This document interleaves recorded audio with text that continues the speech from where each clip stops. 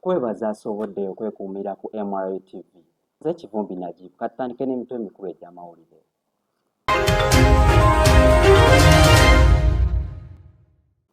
Poliisi ezudde emirambo gy'abawala ebiri mu nnyumba.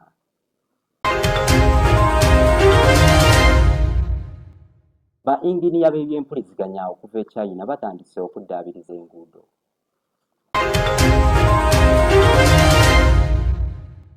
Abasuubuzi mu katale k'e Kibuye bongedde okunnyonnyola ebibasoomooza ku mirimu gyabwe.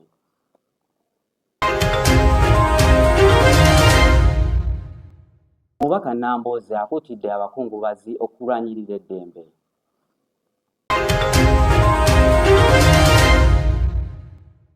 Omulambo gw'omukyala atannategeerekeka gusangiddwa e Rufula mu Bwayiise.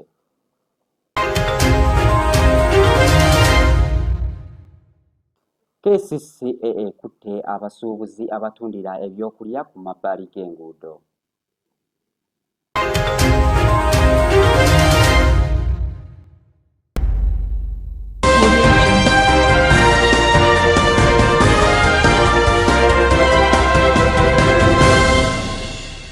Abasuubuzi mu katale k'e Kibuye bongedde okunnyonnyola ebibasoomooza ku mirimu gyabwe nga muno mwe mubadde obutafuna nsimbi n'okuba n'ebikozesebwa ebitono ddala.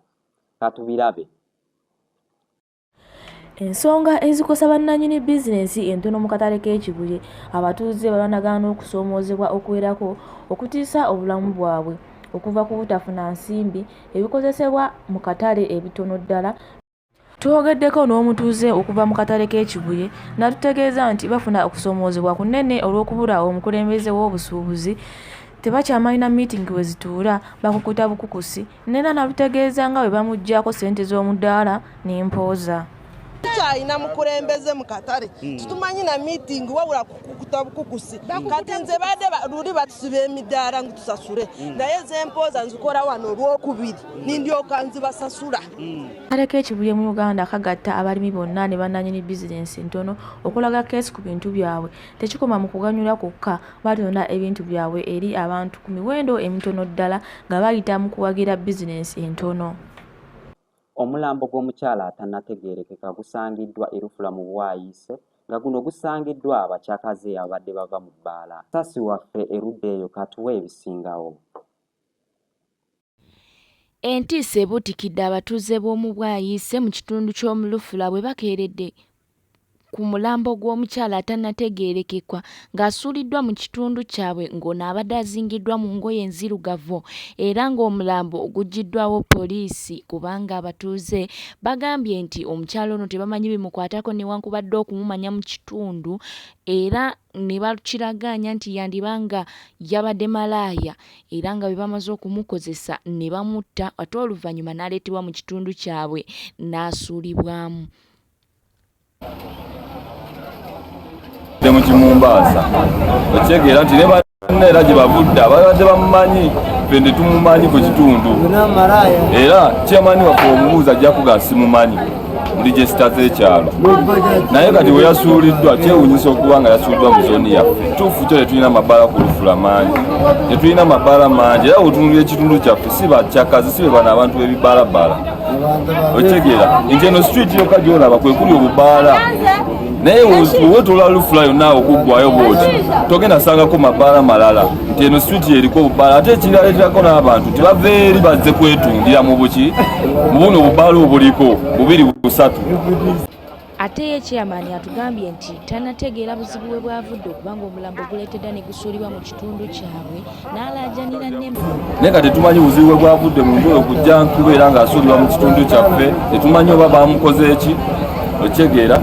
Ekyokubiri wano wenyininyini weetolodde amabaala mangi, sound pollution, sound evuga nnyo abantu baba tebawulira okitegeera. Kati abannema namwe mulemu gwammwe mulya buli ssente obuvunanyizibwa bwammwe temubukola okitegeera. Poliisi ekola omulimu gwayo naye omulimu gwayo nayo genda okufundikira ng'ekoze bifu ng'eyodde baana baffe abatalina musango kugamba naye nga takoze intelligence emala kukwata bazzi ba misango.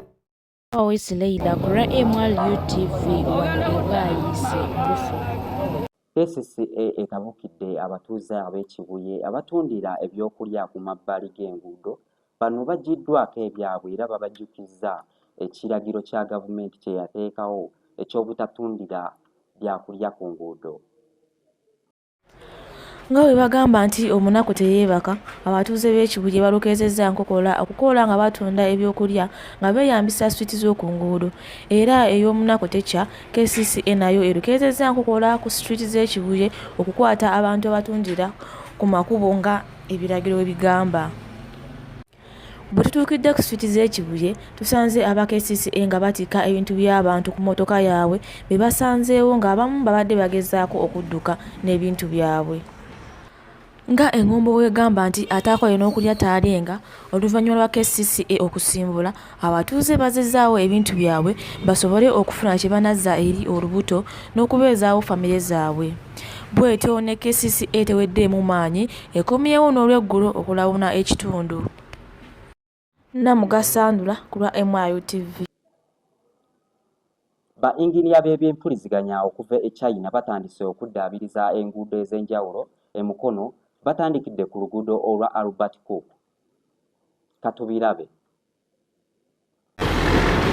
Mukono municipality y'emu ku ggombolola eryalondeddwa okuzimbibwamu enguudo eziri ku mutindo mu ggwanga Uganda.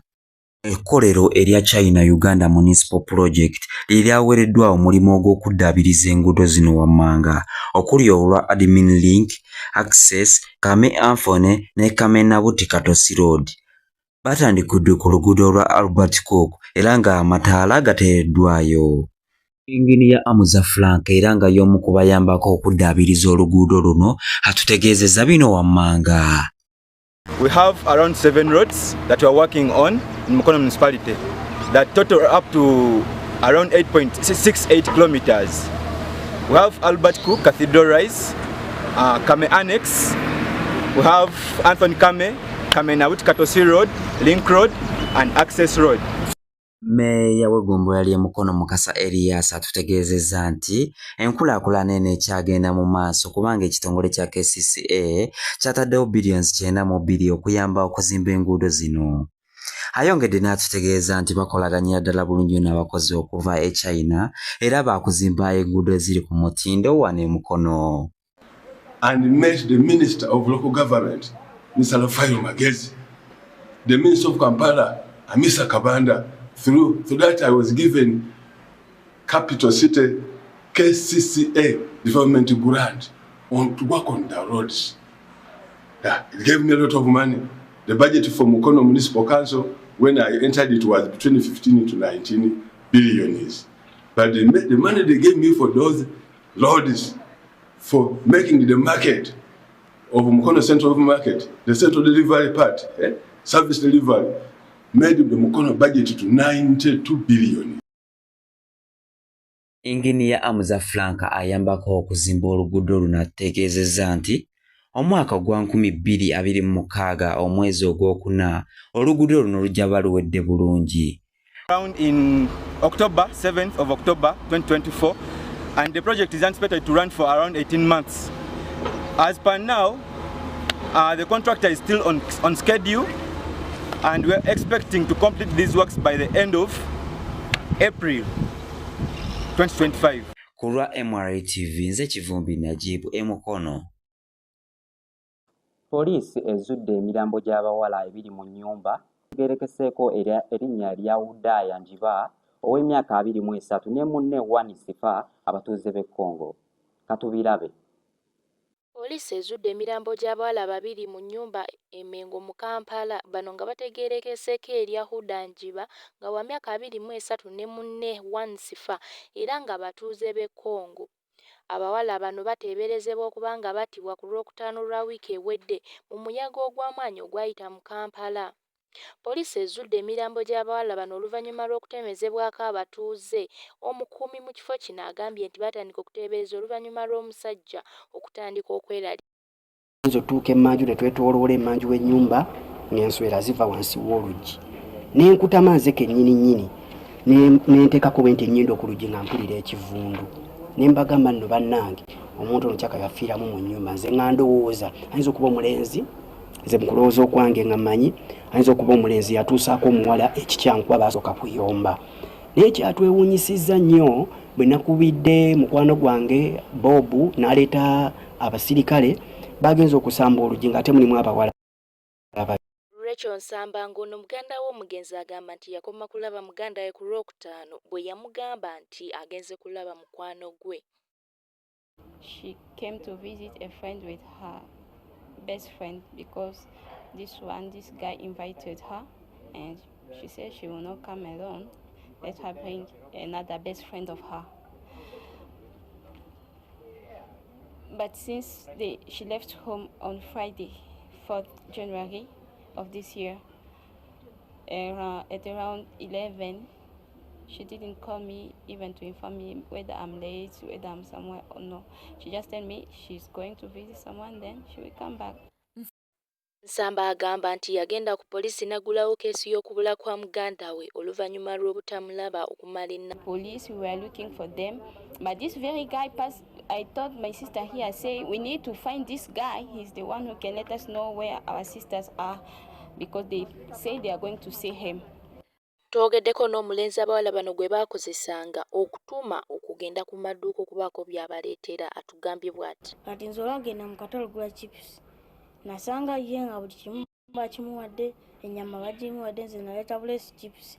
Kati olwatuuka wano twasangawo awo omuwala omu ng'atudde ng'omulala ali mu nnyumba yeebase, baalimu abawala babiri. Kati ye oba yagamba nti nzipuse n'akwatako ku lubuto n'awa bali. Kati olaba oli ye n'atwalira oli. Kati ne batandika oyombayomba, olwayomba ne baggalawo oluggi. Nze we nasemba omulaba ku Lwokutaano. Poliisi ekosezza emmotoka ya buyonjo okuggya omuntu ono maaso g'abatuuze. Naaba Wesleyla ku MRU TV wane Mengo Kaiwa Village. Omubaka Nambooze akuutidde abakungubazi okulwanyirira eddembe nga bino abyogeredde Mmende mu disitulikiti y'e Wakiso yabadde ng'asiibula taata we Muzeeyi Ssettuba Peter Kayongo ow'emyaka 92 yavudde mu bulamu bw'ensi ku Lwomukaaga omwezi ogw'omwenda omwaka 2025. Katubirabe. Omubaka w'e Mukono Honorable Betty Nambooze Bakireke ayanirizza abakungubazi ab'enjawulo okubadde akutte bendera ya NUP, Kyagulanyi Ssentamu Robert n'omwami Bakireke Mukasa Edwin. Nayera abantu bangi abakyala bano abatudde wano bonna abasinga bamaama bange. Ayongedde n'ategeeza nti maama we Nakijoba Tereza afumbye mu maka okumala emyaka 7 bweddu. Bino abyogeredde Mmende mu disitulikiti y'e Wakiso ng'asiibula taata we ow'emyaka 92 Muzeeyi Ssettuba Peter Kayongo eyavudde mu bulamu bw'ensi eno ku Lwomukaaga. Omugenzi afiiridde mu ddwaliro ery'e Lubaga era ng'aludde ng'atawaanyizibwa obulwadde bw'amagulu. Kubanti obudde tulina butono, njagala kwogera ku taata wange. Taata wange yazaalibwa mu mwaka gwa 1933 ku kyalo kya Kalinzi e Bukomansimbi mu Masaka.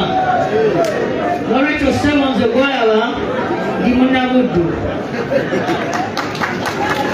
Taata ono yakolera mu gavumenti ya Kabaka n'akolera ne mu Uganda gavumenti. Katonda we yamuwa omukisa ne batandika okugenda nga bamukyusa amadisitulikiti ag'enjawulo. Mu disitulikiti emu ze bamukyusa ye Mukono.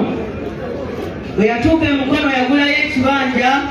Honorable Betty Nambooze ayongedde n'akuutira abakungubazi nti bongere okulwanyira eddembe kubanga n'omugenzi Muzeeyi Kayongo abadde mulwanyizi wa ddembe.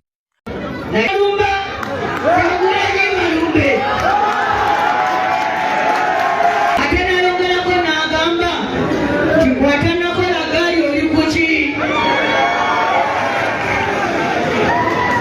Saayiyagadde kuyimirira wano ekifo ky'okukabira kitange nenzira mu kuyomba n'ensi. Naye ono omusajja yateekayo omuwendo. Nolwekyo Pulezidenti ne bannayuganda mwena abali wano ne ba Reverend Father baba batali mu bino ebyaffe. Eggwanga lino Uganda lyaffe. Eggwanga lino Uganda lyaffe.